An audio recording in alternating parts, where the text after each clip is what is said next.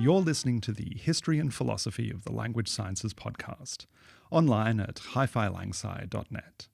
There you can find links and references to all the literature we discuss.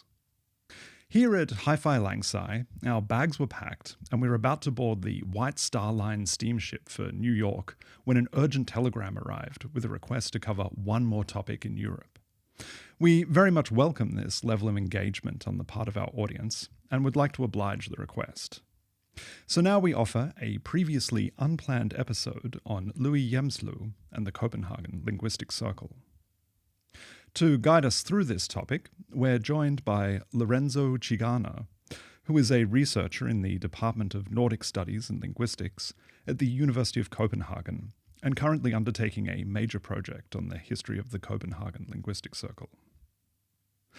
So Lorenzo, to get us started, can you tell us, what was the Copenhagen Linguistic Circle? When was it around? Who were the main figures involved? And what sort of scholarship did they pursue? Yeah, hello, James. First of all, thanks for having invited me to this chat, and good morning to all colleagues and friends out there. Well, I guess the best way to put it is to say that Copenhagen Linguistic Circle was among the most important and active centers in 20th century linguistic structuralism and language sciences, along with, of course, the Circle of Paris, Geneva, Prague, and on the other side of the ocean, New York. It has been referred to also as the Copenhagen School, but the suitability of this label is somewhat debatable. We will return later, maybe, to this topic. Not just the existence of Copenhagen Linguistic Circle, but its very structure was actually tied to the structure of those similar organizations, of course. It was founded by Louis Hjelmslev and Viggo Brøndal on the very 24th of September 1931, thus almost exactly 1 month after the Second International Congress of Linguists, which was held between the 25th and the 29th August 1931 in Geneva, a city that, of course, had a symbolic value since it was the city in which Ferdinand de Saussure was born. And actually, if you check the pictures that were taken back then, during that meeting, during that Congress, you can see a lovely merry company of linguists all queuing to visit Ferdinand de Saussure mansion on the brink of the old part of the city, which is very nice. The Copenhagen Linguistic Circle also printed 2 series of proceedings. So we had Bulletin du Cercle Linguistique de Copenhague, and the other was the Travail du Cercle Linguistique de Copenhague, which was a way to match what the Société Linguistique de Paris and the Linguistic Circle of Prague have already been doing at that time. What about the internal organizations, you asked? So the circle was divided in scientific committees, each of them devoted to the discussion of specific topics. So we had a glossomatic committee, for instance, which was formed by Louis Hjelmslev and Hans-Jürgen Uldel, and tasked to develop the theory called glossomatics. Then there was a phonемatics committee devoted to phonological analysis, and a grammatical committee, which was focused on general grammar and morphology, which was had a strong momentum. Now, you might have the impression to see here Louis Hjelmslev's imprinting, so to speak, and you will be right, actually. Louis Hjelmslev surely was the leading figure. He was in many senses the engine behind the circle's activity, something he was actually called out for in the following years. At first, Hjelmslev got along very well with the other founder, Viggo Brøndal. Hjelmslev was a comparative linguist and then an Indo-Europeanist, while Viggo Brøndal was a Romanian philologist and philosopher. So they did complement each other. Moreover, they both were the descendants, so to speak, of 2 important academic traditions. And this is something I really want to stress, as in fact, it is important to keep in mind that the circle didn't come out of the blue. The sprout had deep roots. Hjelmslev, for instance, had been a student of Otto Jespersen and Helga Pedersen. Now, the first, Otto Jespersen, was an international renowned and influential linguist back then. He was said to be one of the greatest language scholars of the 19th and 20th centuries. So, and his researches were focused on grammar and the English language. He wrote a number of important works in syntax, like the theory of the 3 ranks, or more far-reaching contributions significantly called the logic of language, Sprogets Logik in 1930, if I'm not wrong, and also philosophy of grammar in 1924, which coincidentally is what I like to call my domain of research, philosophy of grammar. William Pedersen, on his turn, was a pure Indo-Europeanist and was on the same generation of Wilhelm Thomson, Karl Werner, who is often mistakenly taken as German, and Hermann Müller, who was corresponding with Ferdinand de Saussure and offered his version of the laryngeal theory. So, although being less interested in general linguistics, Pedersen worked on Albanian, Celtic, Tocharian, and Hittite, endorsing the existence of an Austratic macrofamily, for example, linking the Indo-European family to others like the Ugrophonic and the Altaic. And if we focus on Viggo Brøndal, what about his background? Well, he was a pupil of Harald Høffding, one of the most important Danish philosophers, who worked extensively on the notion of analogy and analogical thinking, which was a topic of great momentum in the epistemology of that time. Moreover, he read and commented a course in general linguistics, the course the Linguistique Générale of Saussure, as soon as it was published, and was particularly receptive to all that came from Wilhelm von Humboldt, Gottfried Leibniz, and from the phenomenological tradition of Franz Brentano and Edmund Husserl.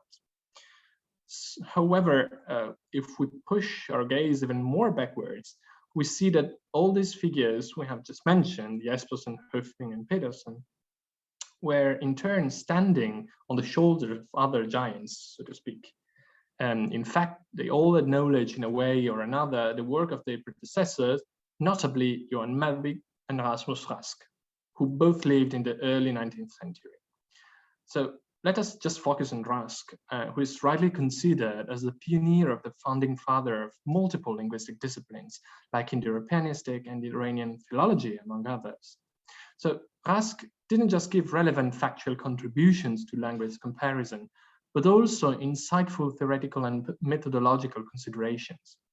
And these considerations can especially be found in his lecture on the philosophy of language, and were especially dear to Louis Hjelmslev. In them, Louis Hjelmslev saw an anticipation of his own approach, and no wonder why. Rask distinguished between two complementary stances in linguistics. So we have the mechanical perspective, which provides a collection of facts, and the philosophical perspective on the other side, which tries to find the system or the link between all these facts. And adopting Rask's own analogy, the mechanical view deals with the process of colors making, for example, with the preparation of the frames and of all the different substances required to paint a nice portrait. But only the philosophical perspective deals with the process of painting and the portrait themselves. So this is quite important to keep in mind. So why I decided to give this glimpse on the background of the circle is because it is important to, again, keep in mind that the influence of those figures lingered on. So they were still present in the mind of the circle's members as a tradition they all came from. Rask in particular was dear to many linguists of the Copenhagen School. Jespersen wrote a biography of Rask. Hjelmslev collected his diaries and tried to make him a structuralist ante litteram. Diderichsen tried to reframe Hjelmslev's own interpretations. So it was on such fertile ground that the Copenhagen Linguistic Circle built his own scholarship. And let us come now to the Copenhagen School in itself. So you asked, James, who their members were and what kind of outputs did they have. Well, despite a claim that each member built his own tradition, there were indeed some shared guidelines, and glossematics being one of them, possibly the most important back then. The work of building this new theory, glossematics, was carried out mostly by, of course, Louis Hjelmslev and his friend and colleague Hans-Jørgen Uldal, who joined his project in 1934. Now, we have already spoken of Louis Hjelmslev, but very little is known about Hans-Jørgen Uldal, who was a remarkable figure in his own right. He was first and foremost a very talented phonetician and collaborated with Daniel Jones, who was arguably the greatest British phonetician of the 20th century. Uldal's phonetic transcription were also known as extremely precise, and yet he was also trained as filed anthropologist, so another interesting aspect of his life. He traveled all across America, especially around California, carrying out researches for Franz Boas. This gave him an incredible background that complemented so well Louis Hjelmslev's own strong comparativist and epistemological views. And of their collaboration during the 30s, it was reported that they couldn't say where someone's idea finished and the other started. And this, I really believe this is such a brilliant and comforting example of collaboration between two scholars. But of course, there were also other members. So if you take the proceedings of the 6th International Congress of Linguists, for example, that was held in Paris in 1949, you can find a nice summary of the activity of the Copenhagen Circle since its very foundation. And it's a very nice summary indeed, also because it gives you a clear idea about how the circle understood itself, or rather how it wanted to present itself to the audience.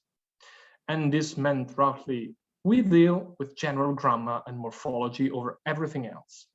So Hjelmslev worked on the internal structure of morphological categories, case, pronouns, articles, and so forth. Brondal too, in a way, and he was trying to describe the structural nature of such systems and their variability as two complementary aspects connected to logical laws of semantic nature. But then there were also Paul Diderichsen, Knud Toby, Jens Holt, and Hans Christian Sørensen. It were 4 fascinating figures.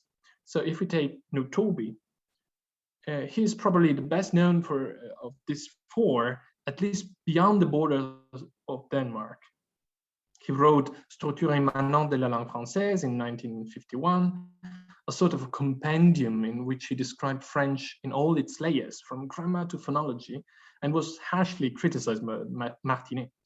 And now, if you pay attention to the way he used the very term immanent, structure immanente de la langue française, you'll recognize, I guess, the imprinting of Hjelmslev, because Hjelmslev was stressing, right, the need of something of an immanent description.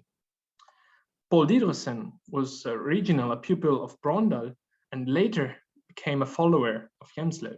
He's mostly known for having developed the so-called fields theory, which is basically a valency model for syntax that works particularly well for Germanic languages, and that played a big role in how Danish was taught and still is nowadays. He also developed what he called graphematics, which means a description of written language that could be compatible with the framework of glossematics, since it was based on graphemes conceived as formal units. However, Diderichsen became frustrated with it and cast it aside. And then we have Jens Holt and Hans Christian Sørensen, 2 figures that I personally feel very much related to. They were both specialists of Slavic languages. They both struggled with Hjelmslev theory and tried to apply it to the morphological category of aspect. And they both ended up in reworking some points of Hjelmslev theory on their own way. For instance, Jens Holt in particular tried to develop his own rational semantics. And here again, we find this weird urge to qualify a theory as rational, right? Something which is quite telling. And he called his model pluramics, that is the investigation of content entities in plain reference with glossematics, as glossematics itself was indeed its natural framework. And finally, we should mention Eli Fischer-Jørgensen, who cannot be left out of the picture. We can think of her as the Danish version of Lady Wilby, the glue of the circle. She corresponded with the most important figures of linguistics and phonetics at that time and had a lifelong correspondence with Roman Jakobsen. She began her studies in syntax, but found it too philosophical, so she decided to change, landing on phonology and phonetics instead. Now, despite the consonances between the members, and despite their ties to Hjelmslev, no school was established, no consistent tradition. They were tapping Louis Hjelmslev's ideas, all right, but according to their own needs, as glossematics was the most consistent theory discussed back then. Yet, because of, or perhaps thanks to the different backgrounds and stances, they could keep a consistent general framework. And that must have been of some disconcert to Hjelmslev himself later on. How did the Copenhagen Circle relate to other linguistic schools active at this time? In particular, the Prague Linguistic Circle, which we've heard quite a bit about in this podcast, mostly in episodes 15 and 21. Yeah, well, in order to answer your second question, we will use the strategy that was developed by Homer in the Iliad. You know, painting in poetic terms the clash between two whole armies is a hell of a job. The escamotage was then to describe the war between the two armies, the Greeks and the Trojans, by collapsing the armies into champions, right? So instead of having complicated and confused war scenes, we have battle scenes between two champions. This is what I would like to do here, because it's actually, I wouldn't call it a war, but a conflict in a way. That was really what happened back then. So the Prague Circle and the Copenhagen Circle held overall a relationship that could be called a friendly competition, or rather competitive friendship, right? I mean, not that this kind of relationship characterized the attitude of every single member, but if we boil down to the relationship between our main actors or champions, so to speak, so Roman Jakobson, Nikolai Trubetskoy, Serge Kartsevsky, Viggo Brandal, and Louis Hjelmslev, the label, I guess, could be pretty accurate. So let us take, for instance, what happened at the Second Congress of Phonetic Sciences in London in 1935. The backstory for it is that they had all met themselves at the first Congress of Linguists in The Hague in 1928. So they knew each other. Then around 1932, Jakobson, or rather Prague Circle, would write to Hjelmslev asking, wouldn't you be interested in providing a phonological description of modern Danish? To which Hjelmslev answered, oh, yeah, I can do that. Then 2 years passed. Hjelmslev met Uldal. They discovered that both the content and the expression side of language, roughly the signifier and the signified, could be described in parallel. So their approach changed somewhat. And in 1934, Hjelmslev wrote to Uldal saying, you know what, we are not going to give what Jakobson asked us for. We are going to give our own talks, putting forward our own theory, that back then was sort of phonematics. Let us show them that we are a battalion, that wir marschieren, that was the word used. And this, I mind you, at the very heart of phonetic conference, and at the very same session in which Trubetskoy was speaking. It must have been disrupting. It must have looked like a sort of a declaration of war. And indeed, it was understood as such, as Trubetskoy himself wrote to Jakobson, wondering about Hjelmslev being a friend to the phonological cause, or rather an enemy. And as you know, in the past, we were probably a little bit too keen in reading this kind of competition on a personal level, as if between Trubetskoy and Hjelmslev, there was a personal animosity or rancor. I personally don't think so. I do believe that scientific contrasts were felt in a very serious way, as back then there was indeed the need to gauge one's contribution to a common cause. And in this case, the common cause was the building of a new discipline, structural linguistics. And indeed, starting from 1935, Hjelmslev and Uldal put a lot of effort in disseminating their view, stressing the fact that it was complementary and not identical to the one that the Circle of Prague was developing. Hence, for instance, the stress that Hjelmslev put on the fact that the investigation in phonology should focus on the possible pronunciations of linguistic elements and not at all be limited to the concrete or the factual pronunciation. Their view on language was becoming larger and larger, and coincidentally, their frustration grew too. In the same years, so around 35, 36, Hjelmslev was invited by Alan Ross to hold some lectures on his new science in Leeds in Great Britain. And after having touched upon the rather skeptical attitude in the audience, Hjelmslev wrote back to Uldal saying, no one seems to understand what we are trying to do. They all want all traditional neo-grammarian phonetics. Oh, Uldal, I really want to go back to the continent. So a theoretically rich ground for confrontation was, of course, the theory of distincting features, or merisma, as Benveniste would have called them.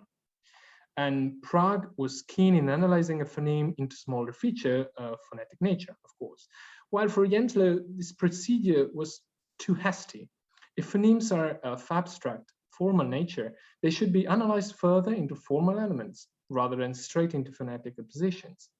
Such basic formal elements were called glossemes, and represent the very goal of glossematics, so the science of glossemes. And then there was, of course, the aspect of markedness and binaryism. This is the idea which Jacobson stubbornly maintained throughout his life, that distinctive features always occurs in pairs defined by logical position, an idea that Hjelmslev never endorsed and actually actively fought. So overall, I think one could say that the relationship between these approaches, Prague and Copenhagen, Paris, was twofold. Viewed from the outside, they gave the idea of being a uniform approach, single front opposed to the one of traditional grammar or traditional linguistics of the past, right? So they were trying to build what Hjelmslev hoped for, a new classicism. However, viewed from the inside, if we increase, so to speak, the focus of our lens, we begin to notice a mass of differences that might appear a matter of detail, but that are quite significant in themselves. So we have at the same time unity and diversity, two aspects that need to be taken into account simultaneously if we want to give an accurate picture of what happened in structural linguistics back then. What became of the Copenhagen Circle? Did it continue over several generations, or does it have a contained, closed history with a clear endpoint? What lasting effects did the scholarship of the Copenhagen Linguistic Circle have on linguistics? Well, Copenhagen Linguistic Circle is still alive and kicking, actually. It has changed somewhat direction, that for sure. And we may say that the structural approach or the structural generation is flown naturally into the new generation, which is called the functional one. But this would be to oversimplify the state of affairs. I do believe the flow from one generation to the other wasn't a simple transmission of approaches, methods, and ideas.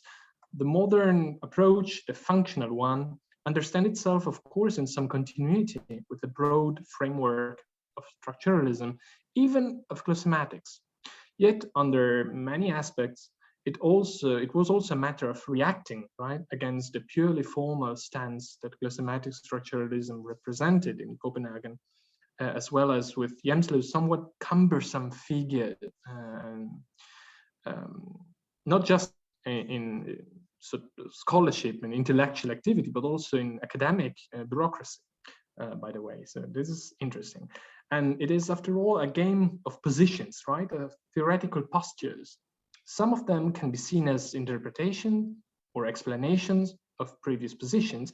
Other are original claims that are not necessarily linked with the previous theories.